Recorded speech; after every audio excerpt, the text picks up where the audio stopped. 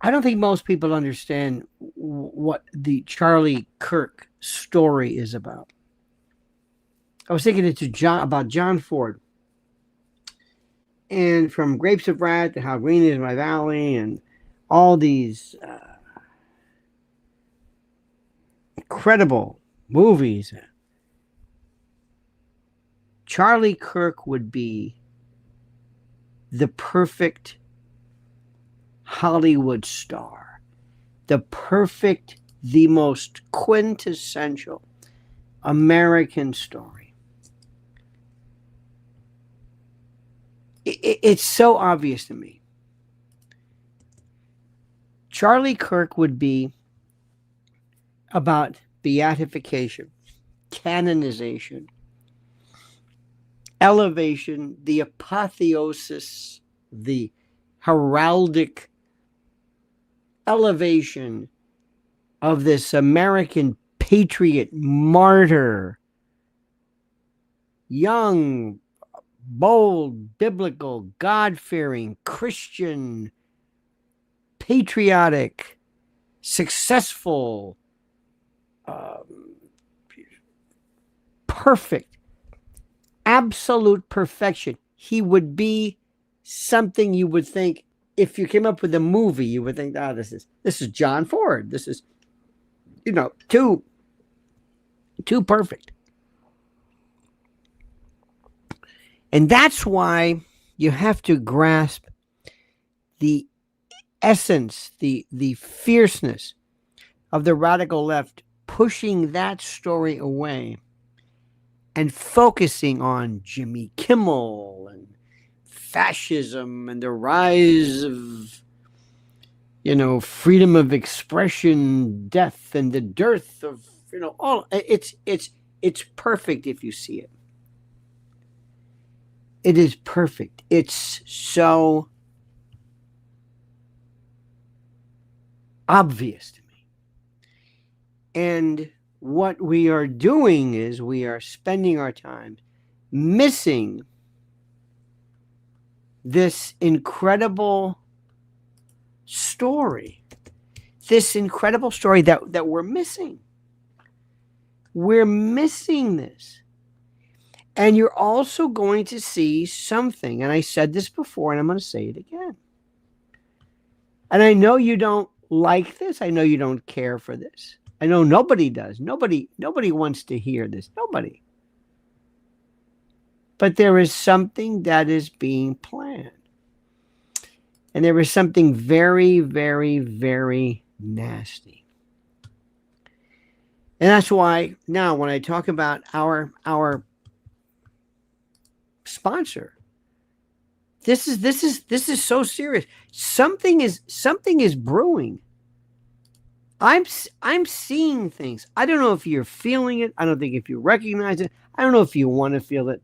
Maybe that's the best thing for you to not to be like that.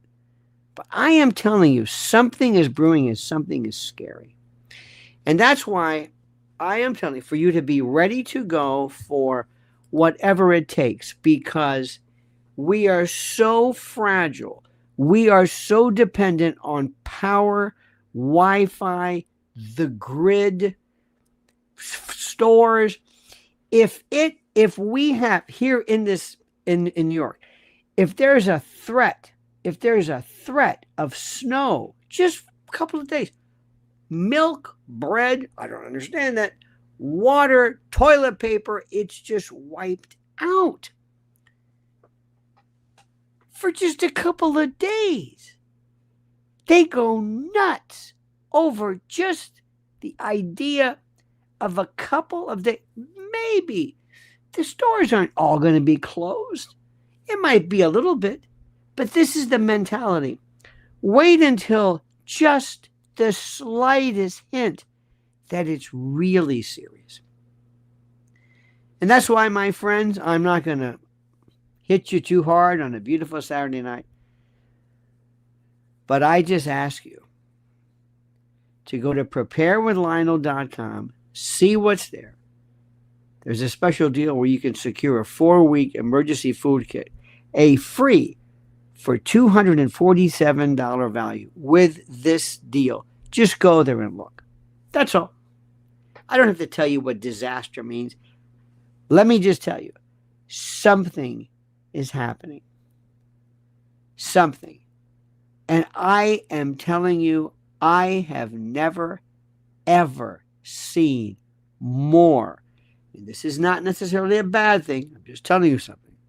But I've never seen more veils and an influx of not so much just foreign folks, which is fine, but people who do not tend to want to assimilate. And every time I see what's going on in London, I'm thinking, dear God, not here. Suffice it to say, preparewithlionel.com. Just go there. Preparewithlionel.com, because when it hits the fan, all the cash, coin, and credit, and the crypto, and all that Bitcoin, that's not going to mean anything. Remember, food, water, energy, and ammo. I know it sounds barbaric, but it's true. Preparewithlionel.com. Now, I just want you to go through this notion of why this Charlie Kirk is so perfect. And how, I don't know if I'm not sure if they're playing the narrative as well they should. I'm really not sure. I'm not sure if they're doing it. But Charlie Kirk is the story about not just the man. This is the canonization, the beatification of somebody bigger than politics. The word is the apotheosis, the elevation of the patriot, American patriot. Here's this guy, young, bold, biblical, God-fearing, Christian, patriotic, successful, family man, father, husband, promoting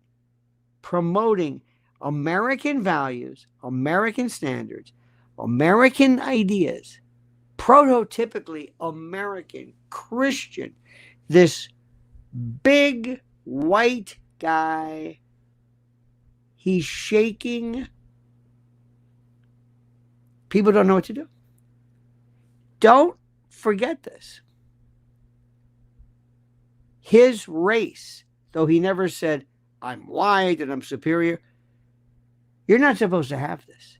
We're supposed to have people with pink hair and dreadlocks and hats of all different styles, of all hats and bonnets and all types of kufis and kafiyas and burnouses and kippas and everything but American. Everything. And there's a story right now of this other aspect. Talk to young people. Look what they're saying on TikTok. You following that?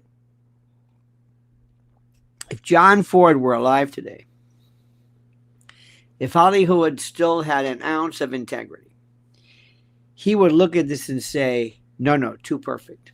Nobody would believe it. And yet it's real. It's happening right now.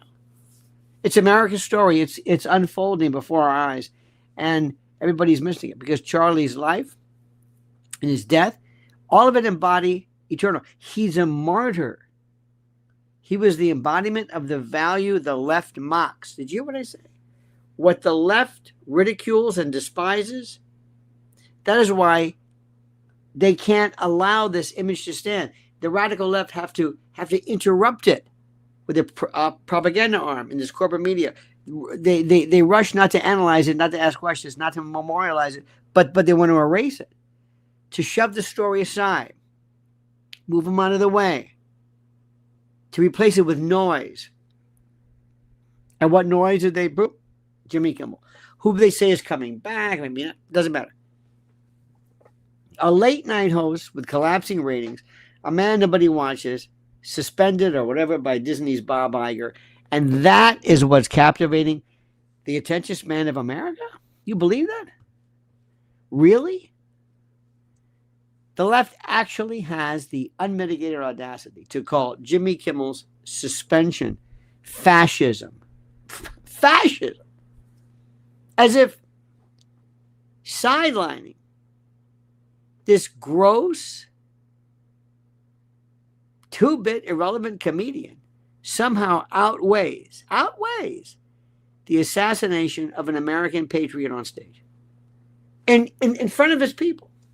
Malcolm X, Martin Luther King. I mean, it's just serious. It's speaking the truth. This is how empty the left's tank is, so to speak. This is how shallow their intellectual reserves have become. This is how bad it is. And when given a chance to confront the meaning of Kirk's martyrdom, they clutch their beads, their pearls, whatever it is, for a TV clown who made his fortune steering in middle America with this nonsense. Look, think about the inversion. On one side, Charlie Kirk is the perfect distillation of faith, patriotism, conviction, taken from us and you and them at the height of his power. Loved by people, loved by more young people than I ever knew. On the other side, Jimmy Kimmel, a jester with nothing left to say, pulled off the air because his brand of comedy turned toxic. And when he was told specifically, do not say this, and he said, no, I'm going to do it. The left would have you believe that Jimmy Kimmel is the actual death of free expression, that the reality is that the former Charlie Kirk is, it just blows my mind. I don't know what to say. And this is why the phrase conspiracy theory gets weaponized. To ask questions about Kirk's assassination is to invite the scarlet letter. You're told to stop, to shut up. Don't move on. Move on. That is how they silence inquiry. Let me tell you something right now. Listen to me carefully. Listen to me. The person who's going to want to shut this up faster than anybody is Kash Patel. The person who's going to want to do this is Kash Patel. Okay? That's what I'm saying. Kash Patel and the DOJ and the FBI and those people who botched this so bad with what? 2 false alarms before his family turned him in. Tyler Robinson's family, not Kash, not shoe leather, not great police work, not investigative anything. I'm sorry, but his family. And then we find out the governor is what? Paving this area over? And did you hear this? This is hallowed ground. People will be making pilgrimages there. And as I said before, watch very carefully how the vultures are going to move in to try to take this away from Erica. Erica needs somebody to watch her back. I don't know if she knows what's going on here. Charlie Kirk posed an absolute threat, an existential threat to the Middle East narrative as to what's happened in Gaza and with the Palestinian people. And his death didn't make it go away. It's now being revisited at a volume level nobody's ever seen. Does this make any sense to you? Are you following this? Are you following this? Or tell me you are. This is serious. This is bigger than, this is enormous. And they're all moving in.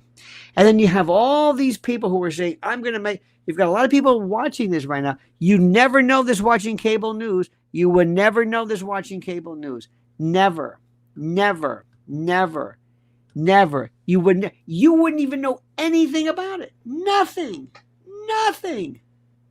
It's not even brought up. Because they have been told specifically, don't let this go anywhere. Charlie Kirk, before he died,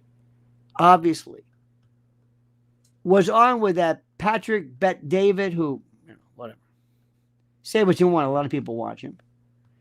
And he was saying, was there a stand down order? Do you know what he's saying? Do you know?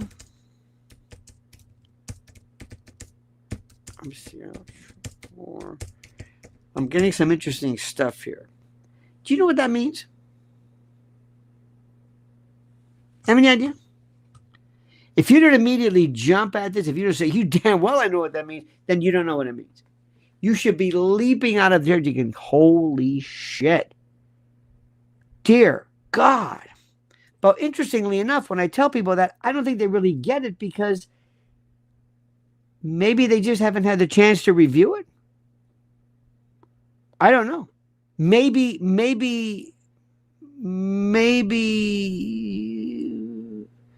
this is just too much. I don't think so. This is huge. Trump's not going to push this. Trump's not. You're not going to hear anything like, in order, you're not going to hear Charlie say, tomorrow for the big thing. Charlie's concern was the Middle East. You're going to hear nothing about the Middle East, nothing about Israel, nothing about Gaza, nothing about the Palestinians, and nothing. Isn't that something? Nothing. This was his big concern. This was the last thing on his mind before he was killed. Now, and again, let's make sure we know this. If somebody's involved in this, bring it up. But so far, nobody has been able to identify anybody who was involved in the, how do I say this? In the story itself. Nobody. Nobody's responsible for who's involved and who. No. This is so critical. Remember this. I'm going to say this again. They're showing it now. Over and over and over. Right before he died. He was furious from what appears to be some kind of confrontation he had with someone regarding how his coverage of the Middle East, of Palestine, of Gaza, of Israel, did not somehow comply with a narrative that they believed he would have memorized or complied with or whatever. Did you hear what I just said? Are you following this? Jimmy Kimmel doesn't matter. Let me say this. If you say anything about Jimmy Kimmel other than that it's being used to distract or disrupt attention, to act as sleight of hand, if you say anything, if you care about Jimmy Kimmel, if Jimmy Kimmel means anything to you other than a decoy, a rodeo clown, a barrel man, then there's no hope for you. None. This is so obvious. It's not even funny. When you have, this is the most incredible thing. When you have, and everybody's saying this. Everybody. This is so obvious. When you have Bibi Netanyahu coming out right away and saying, we didn't do it. Don't look at us.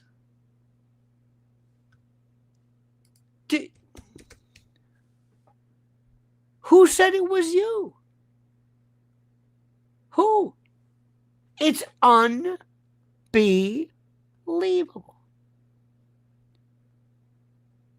I am telling you right now, it is the most important story in the world.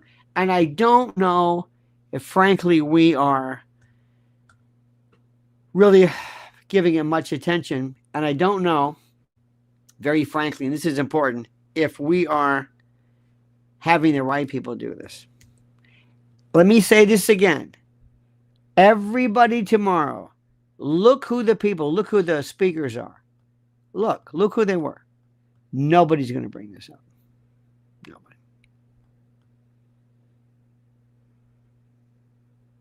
Nope. And it should shock you like nothing. It's incredible. Well, let me just say this. I can certainly understand how it might not be a good idea at a funeral, at a eulogium. I understand this. I get that big time, okay? That I understand. But I don't understand how during the course of the week nobody else on cable news shows with flags, and how can you miss this? It's the most incredible thing in the world.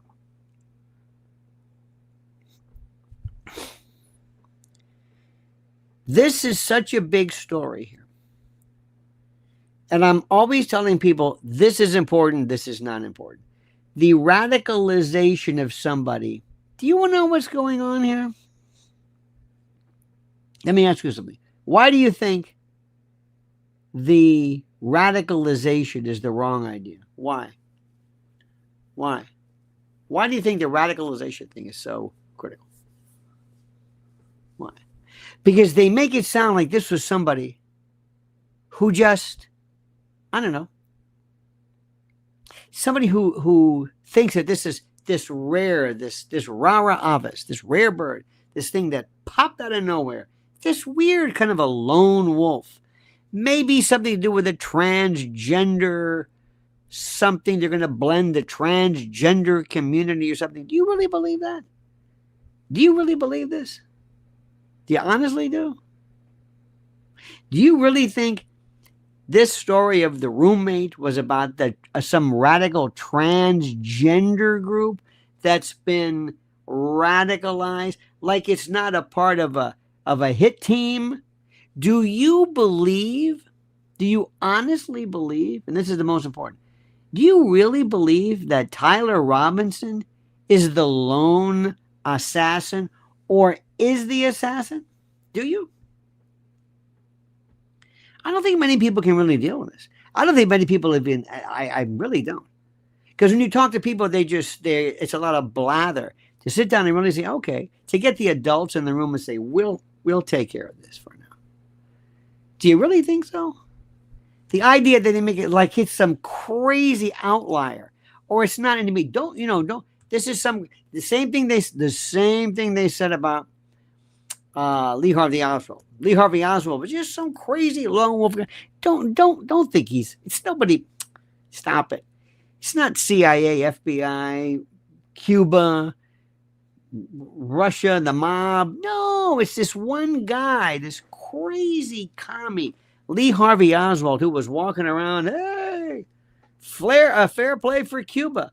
The same thing. The MO never ceases to go away. And Mockingbird Media will cover it perfectly without any questions. That's the part that kills me. And nobody seems to understand it. They're just talking this bullshit about other things, and they're not even able to ask yourself the question. Look at the people. By the way, there's multiple issues. And one issue I think is so weird is how people are just ready to move in. And everybody now is Charlie Kirk's best friend. Candace Owens is everybody's best. Charlie was her, but they were the best of friends. No, those two were like this. So, parentheses, so if anybody wants to take over, I'd be perfect at it. Because Charlie and I were, you got to be kidding me. Seriously. You're kidding. I mean, it's like, the man's not even buried yet, and they're already doing this. And I understand it. Believe me when I tell you this. I get it. I understand how people, want to move in on this property. This whole turning point thing is so huge and so big. I don't think anybody really grasps how big it is. I really don't. I don't think so. It's bigger than anything you can imagine. Bigger. Oh, look at this. Pam Bondi. Where'd you get this from? Rebukes. Trump publicly rebukes attorney Pam Bondi over prosecution delays. For delays in prosecuting political adversaries, including Adam Schiff, FBI James. Good.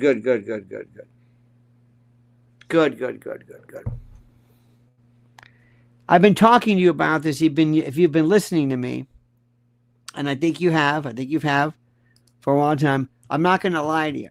I'm not here. This isn't fun and games. I'm not here to talk about.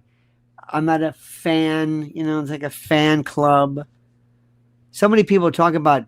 They just like these people. I like Candace Owens. Okay, that's great. I like Candace Owens. Great, that's wonderful. She's great. Do you like her? I like her. I like Patrick Ben-David. What is this? It's this infantile, babyfied. What is this? A game? Who's your favorite Beatle? Is that it? I think it is. But I can't make people. I can just hope to God you understand it, and hope that most people really get it. I think you do. I think you must really, truly get this. I think you must really grasp what's happening. Because this is something which is really, really serious stuff.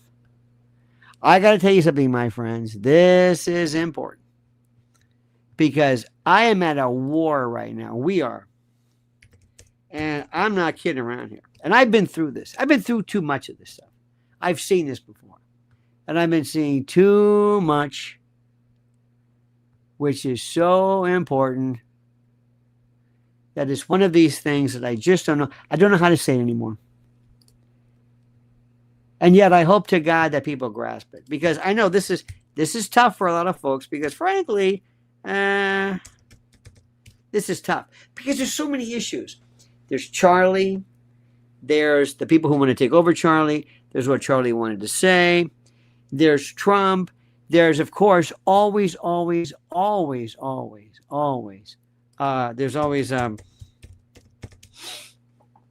the notion of the government part of it. Who wants to look at this? President Trump rebuked Pam Bondi on Truth Social for delaying prosecutions of Adam Schiff, James Comey, and Letitia James. He deleted and reposted his message, stressing that more than 30 complaints about DOJ inaction were damaging his credibility.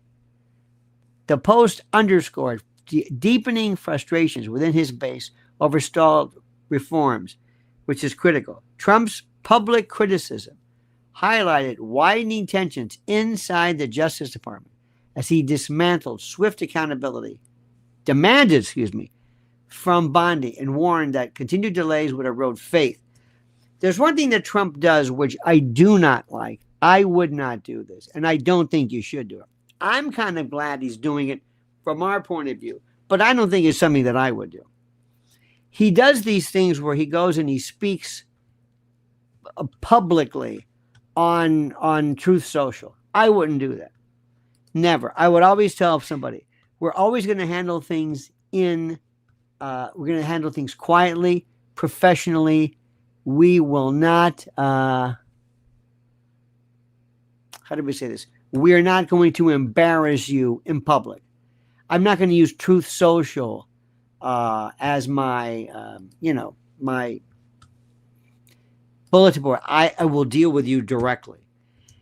In a way that's bad, sort of, I don't know what the word is, but he does these things, and I appreciate him. And then sometimes I think, well, maybe that's better. I don't know. Maybe that's the thing. Pam Bondi never, ever, ever. I could tell you so much stuff that I don't think is really important for this. I don't think it's critical for the, how do I say this? For us to discuss here. There's a lot of stuff I'm not going to ever say. Things that I know. I'm just not going to use it. I'm not going to use it as a, I don't know. I'm not going to use it as a basis for this. This afternoon, Mrs. Allen and I were in Philly, some business. And we're looking at what's happening here. And that, of course, as you know, when you go by Constitution Hall and you see the graves of Tench Cox, one of my heroes, you realize what this country's about. And I'm wondering, what would these people think about what's happening? What would people really think? What would our forebears think about this? And I don't know what they would even suggest. I really do not know if they would recognize it, or if this would have any resonance or have any currency, if they would understand it whatsoever. But in the old days, we had people from elsewhere, right around the 20s, with anarchy, anarchists, Sacco and Vanzetti. Mrs. L and I, when we drive, we listen to heard some incredibly interesting documentary stories. One on Matahari, which was so interesting, very interesting. Who knew? But there was one on the Algonquin Roundtable and Dorothy Parker. And Dorothy Parker fell into kind of this was considered leftist, where anarchists, Sacco and Vanzetti, were executed, and they gave way to communists. Remember, people always internal. The people that are killing us are Americans, internal. They might be encouraged by some foreign country, but they're here. Look at the people they kill. Look at the people they silence to find out who's correct and who poses the greatest threat. Charlie Kirk was not, you'll never see, I shouldn't say this, I don't want to mention, you'll never see, I hope you don't see anybody ever assassinated, but you'll never see comedians and things, unless, or anybody in the entertainment business, unless you're Tupac and Biggie and all that. That's turf, and that's a bunch of thugs. I think we know who's responsible for that. But that's a different story. That's internal. That's internecine, internecine. That's a different story. But you always know who's responsible for this by who's killed. And this is so complicated. And we need a really, really stronger, and thank God for at least the Loomers. And I'll take Loomer, I'll take Candace Owens, I'll take the whole lot, the whole bunch of them. God bless them. At least they're talking about something other than cable news. Nobody once mentioned Barry Weiss taking over CBS News. This is... Do you know who she is? If I found out if Mehdi Hassan and somebody is it CARE, the Council for Arab? No. Was it CARE? What's the Arab pack? Is it CARE? No. Arab pack is APAC. It says Arab American Political, not AI. CARE, CARE, this is right. CARE is the Council on American Islamic Relations. There's a Arab American Political Actions. That's AAPAC. If you saw that, people would be going ape shit. Can you imagine if all of a sudden Mehdi Hassan was in charge? You're going to put a Muslim in charge of what? CBS? Oh, no, you're not. Oh, no, you're not. That would, people would go nuts with that one.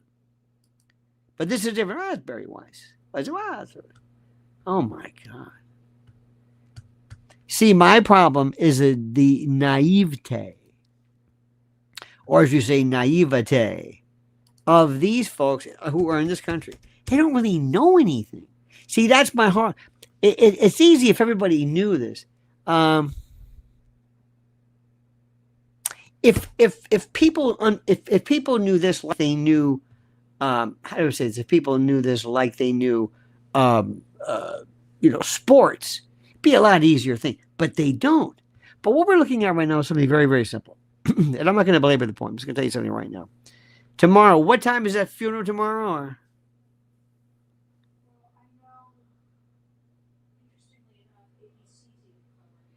Yeah. This is ABC is going to be covering it because they don't know what to do. Bob Iger could not give a shit one way about 5 o'clock or 10. He doesn't give a shit about Charlie Kirk, or I mean, he does, but this bottom line is, just doing the right thing, trying to have some, trying to make some sense out of this, trying to satisfy somebody. He is in charge of his whole thing, his world, our shareholders in the way. That's it. He doesn't care about this stuff, and he shouldn't. That should not be his concern. But this is so perfect. So let me just leave you with this. People are going to still enjoy just talking about, Jimmy Kimmel's a dick. Look what he did. Jimmy Kimmel's an idiot. Jimmy Kimmel this. Jimmy Kimmel's a dick. Okay, we understand. No, he's a dick. I got it. And it's going to be the same thing. There's nothing really to it. There's no depth. There's no, okay, fine. He's not the issue. 2:00 our time. So what he's going to do is he's going to probably, just so that you know this, they're going to make him some kind of a deal.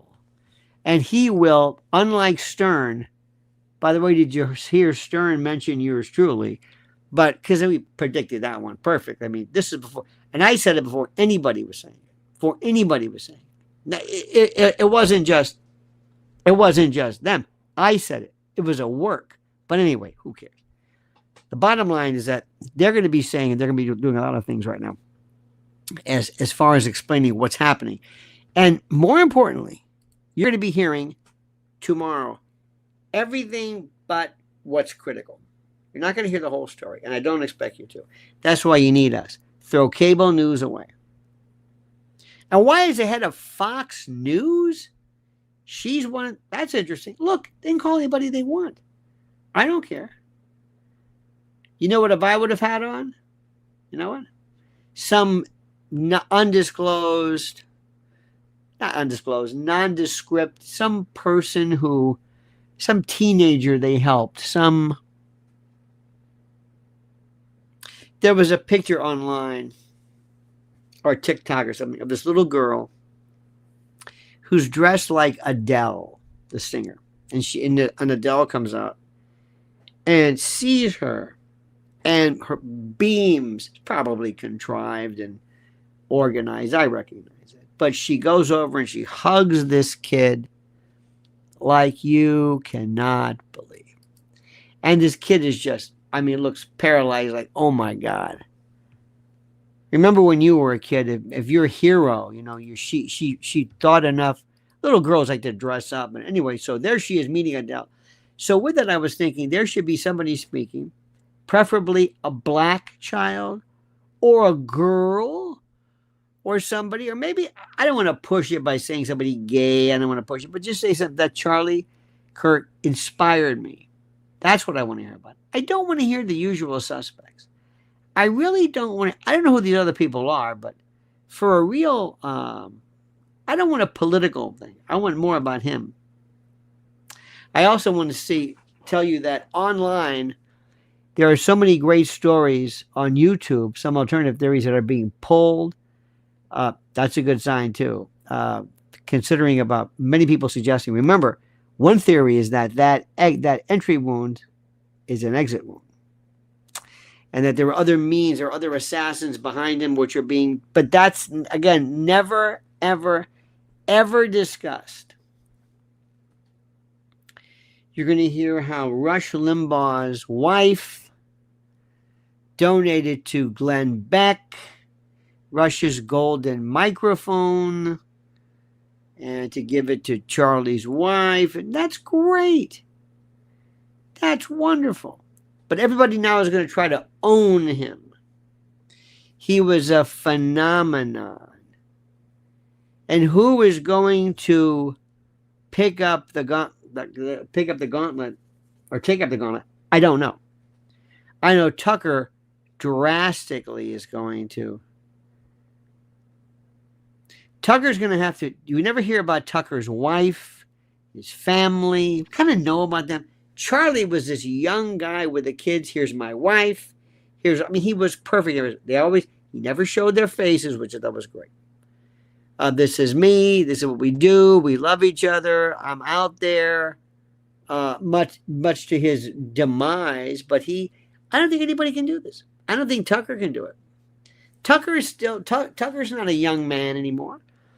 I mean, as far as I'm concerned, he is, but I don't know who else is out there. Who? The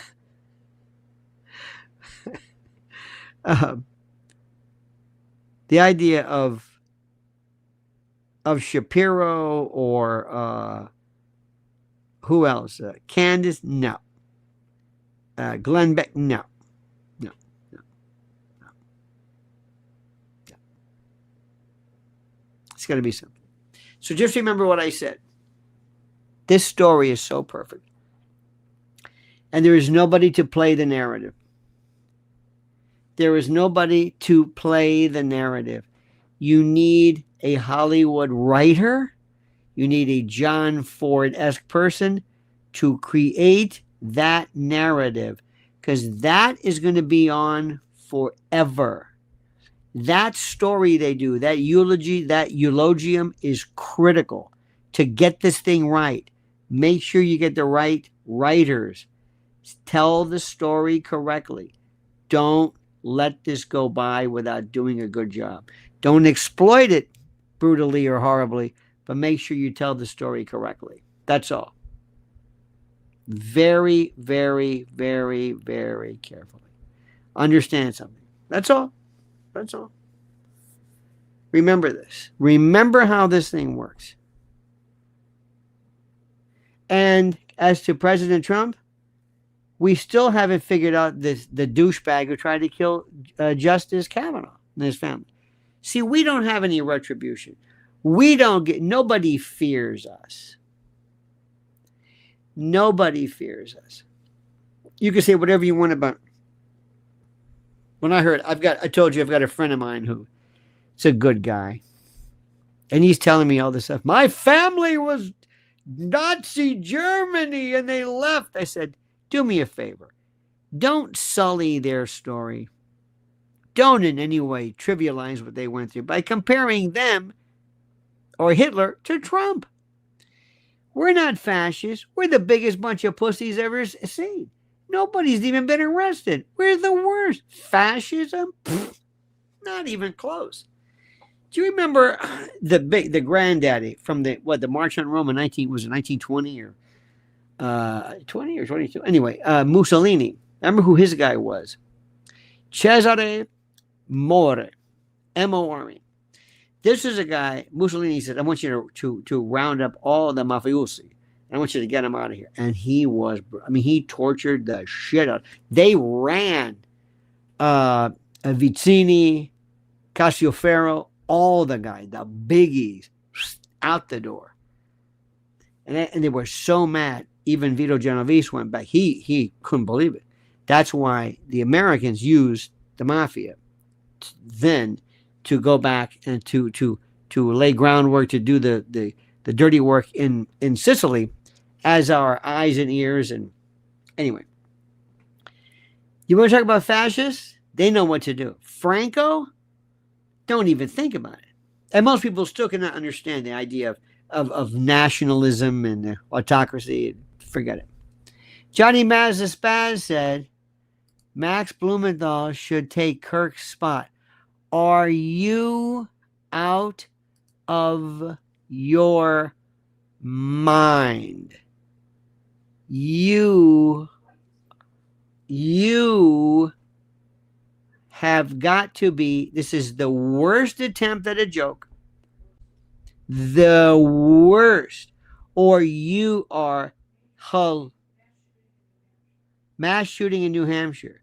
Remember what I'm telling you. We had shootings in Pennsylvania. I'm telling you, when I talk about, see, when I mention prepare with Lionel, I think people say, I think you're just, something, and the best part about it is that it's going to be not in a big city. No. This is the worst place to do it. We've got a police force, whether you like it or not, of about 40,000, whatever, say the 82nd Airborne. You know what? This is the worst place to do it. Because we saw it during those Fordham days. Man, don't push it. And with Trump now in the National Guard, no. You're going to go to East McKeesport. You're going to go to York, Pennsylvania, Roanoke, Dubuque, Bluntstown, West Virginia. I'm making these names up. That's where it's going to happen. That's where. Mall of America, Las Vegas, Disney World. Places that you figure, no, not there. That's where it's going to happen. And it'll happen either directly or as a false flag or as an agent provocateur. You name it. We know the routines. What are they talking about on cable news? Jimmy Kimmel. Don't look over there. Look at this. Okay? So don't give me this bullshit about we're fascists. We're not fascists. If we were fascists, people wouldn't be able to sleep at night. Real fascism is serious. I mean, all of a sudden, they're gone. And you don't know what's happening. All of a sudden, the top 4 leaderships of Antifa, they're missing. And nobody knows what the hell's going on. BLM, they're gone. It's like, what happened to them? I don't know. And we're going to say, wow, look at this. Yeah. All of a sudden, Tyler's fuzzy wuzzy gay lover gone. What happened to him? I don't know. And those parents sure were quick, weren't they? Weren't they quick? Whoa, that was fast. They couldn't wait to turn him in. Couldn't wait. Isn't that him? That's him, right? Yeah. Turn him in. Honey's wait. No. Turn him in. Call your friend. Call him in. That's it. It's going to be the death penalty. Whatever. Got to do the right thing. You know what I mean? Hurry up. Get the number. Call. Just call the operator. Is there an operator? We don't even know if there's an operator. Just call somebody. Call anybody. And if you read those text messages, this guy who couldn't even speak, he has text messages to his gay lover with commas in it, vehicle, using what? Some 1940s John Garfield language? Say, Mac, why use you dirty crumb bums? You what?